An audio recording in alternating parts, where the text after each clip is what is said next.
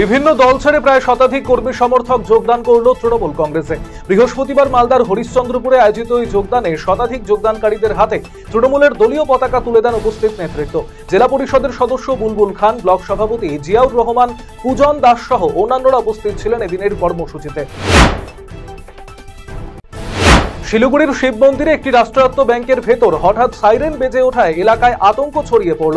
বৃহস্পতিবার রাত 9টায় ঘটনাটি ঘটেছে শিলিগুড়ির শিব মন্দির বাস স্ট্যান্ডে অবস্থিত ইউনিয়ন ব্যাংকে। অবশেষে ঘটনাস্থলে পৌঁছয় ব্যাংকের কর্মীরা। তারা ব্যাংকে প্রবেশ করে সাইরেন বন্ধ করে পুরো বিষয়টির তদন্ত শুরু করে। ব্যাংক কর্তৃপক্ষ সূত্রে খবর, প্রাথমিক তদন্তে জানা গিয়েছে যান্ত্রিক ত্রুটির কারণে বেজে উঠেছিল সাইরেনটি। অপরিকল্পিতভাবে নিকাশি নালা নির্মাণ, পূর্ত দপ্তরের বিরুদ্ধে বিক্ষোভ এলাকাবাসীদের। ঘটনাকে ঘিরে বিক্ষোভ চাঁচল 1 নম্বর ব্লকের খড়বা গ্রাম পঞ্চায়েতের আশাপুর এলাকায়।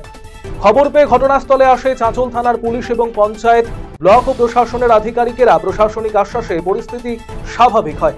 আপাতত নির্ধারিত পরিকল্পনা বদল করে বিকল্প পথে নিকাশি নালা নির্মাণ করা হবে বলে জানিয়েছেন স্থানীয় পঞ্চায়েত সদস্য।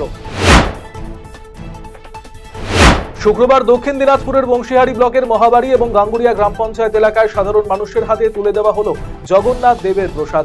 এদিন সকাল থেকেই বিভিন্ন স্থানে বংশীহারি ব্লক প্রশাসনের তরফে চলতে থাকে মহাপ্রসাদ বিতরণ। নৌকায় গঙ্গা পারাপার করতে গিয়ে নৌকা তলিয়ে নিখোঁজ এক, উদ্ধার করা হয়েছে চালক সহ মোট 13 জনকে।